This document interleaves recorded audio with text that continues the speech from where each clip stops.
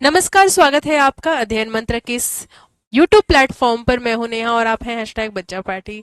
तो आज हम बात करेंगे आचार्य केशवदास जी की। आचार्य केशवदास जो कि रीतिकाल के एक बड़े कवि के रूप में हैं। ये अलंकारवादी आचार्य रहे। यूं तो शुक्ल जी की बातों पर अगर आप जाएं तो उन्होंने इनके लिए बहुत सारी बातें कह दी जो कि रामचंद्रिका रचना के लिए कही थी, लेकिन फिर भी जिस तरह से इन्होंने अलंकारों का प्रयोग किया है और जैसे ये कवि रहे हैं, इनका नाम बहुत ही ऊपर रहा है।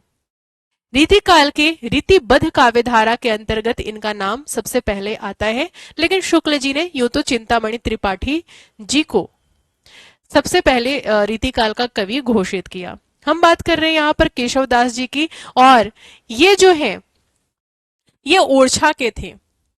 इनके जो कुल में कोई भी हिंदी नहीं जानता था। भाषा बोली न जाने ही जिनके कुल के दास। अलंकार की परिभाषा जब भी आती है हम इन्हीं की परिभाषा जानते हैं। सबसे बेहतरीन परिभाषा भी दी इन्होंने। वो परिभाषा क्या थी? यद्यपि सुजाति सुलक्षणी सुवर्ण सरस सुवृत भूषण बिनु न विराज ही कविता वनिता मित। आभूषण के बिना या अलंकार के बिना तीन चीजें शोभा नहीं देती। एक तो कविता, दूसरी वनिता और तीसरा मित्र। तो एक बहुत बड़े अलंकारवादी आचार्य रहे। इसीलिए शुक्ल जी ने यह कहा कि रामचंद्रिका की रचना ऐसा लगता है कि वो अलंकार शास्त्र सिखाने के लिए ही किए हों। केशव की इस रचना को लेकर काफी विवाद रहा और लोगों ने इनके बारे में बहुत सारी बातें कह दी। अब किन लोगों ने इनके विषय में क्या बात कही है, जरा उस पर हम ध्यान देते हैं। एक व्यक्ति है जिसने इन्हें कहा मिल्टन, काव्य का मिल्टन या भाषा का मिल्टन। कौन है भाषा का मिल्टन कहने वाले? कौन है? मिश्र बंधु जी। शुक्ल जी आते हैं और कहते हैं इन्हें क्या? कठिन काव्य का प्रेत। देख लीजिए, प्रेत कह दिया, कठिन काव्य का प्रेत। दूसरी बात, अब जैसे कोर्ट में फैसला सुनाया जाता है वैसे ही इन्होंने भी फैसला सुना दिया। यानी कि बस रामचंद्रिका लिखा और फैसला सुना दिया। ठीक है। अब जैसे अब फैसला सुनाने की बात हो गई तो किसी ने कहा इन्हें कोर्ट का कवि। किसने कह दिया? विजयपाल सिंह जी ने।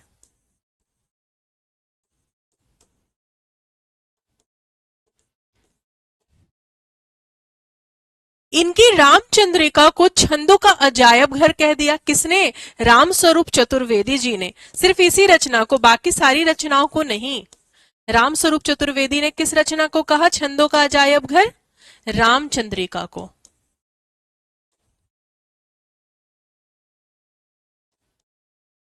और बहुत सारे आलोचक इनके विषय में बहुत सारी बातें कर देते हैं। आपने एक बात तो सुनी ही होगी, सूर सूर तुलसी ससी उडगन केशवदास। ठीक है, मैंने क्या कहा? उडगन केशवदास। अब के कवि खद्योत समाना जहां तहां करत प्रकाश। ये वाली बात किसने कही? नाभादास जी ने कही। वही नाभादास जिन्होंने भक्तमाल की रचना की थी। क्योंकि सूर्य क्या है? सूर्य के समान है। तुलसी शशि के समान है और केशवदास तारे के समान है। उडगन मतलब क्या होता है? तारे के समान है।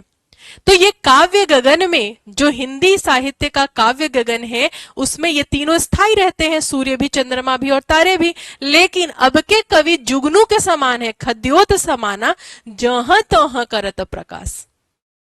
सिर्फ ऐसा नहीं है कि इन्होंने रामचंद्रिका की ही रचना की है, इनके अन्य ग्रंथ भी हैं। अब वो अन्य ग्रंथ इनके क्या क्या हैं, जरा उन्हें देख लें। सबसे पहले इनकी रचना आती है रसिक प्रिया, जिसमें कितने सर्ग हैं? 16 सर्ग हैं, 16 अध्याय हैं। क्योंकि अध्यायों से सवाल पूछा जाता है किसमें कितने अध्याय हैं। रामचंद्रिका, रसिक प्रिया, रतन बावनी, वीर सिंह देवचरित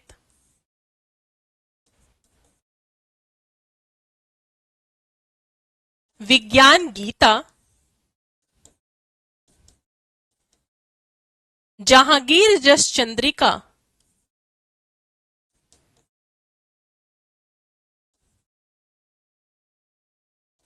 नखशिख और छंदमाल, नखशिख और छंदमाल।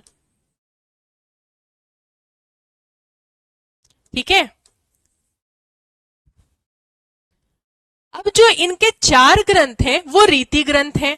एक तो रसिक प्रिया और दूसरा कवि प्रिया। ठीक है, यहां कवि प्रिया होगा, कवि प्रिया, 2 प्रिया प्रिया है। ये दोनों जो है वो रीति ग्रंथ हैं। मैंने कहा 4 ग्रंथ इनके रीति ग्रंथ हैं, तो 2 और कौन से हैं? ये नखशिख और छंदमाल हैं, रीति ग्रंथ। बाकी जितने भी काव्य इनके हैं वो क्या है? प्रबंध काव्य हैं। अध्याय याद रखिएगा, रामचंद्रिका में कितने हैं? 39 अध्याय हैं, कवि प्रिया में 16 अध्याय। एक सवाल और पूछा जाता है कि इंद्रजीत सिंह की प्रिया, इंद्रजीत सिंह कौन थे? इनके आश्रयदाता थे। उनकी प्रिया प्रवीण राय को शिक्षा देने के लिए केशव दास ने कौन सी रचना की? तो वो है कवि प्रिया। रतन बावनी, इसमें है 53 अध्याय, वीर सिंह देवचरित में 33 अध्याय और विज्ञान गीता में 21 अध्याय। इतना आपको याद रखना है।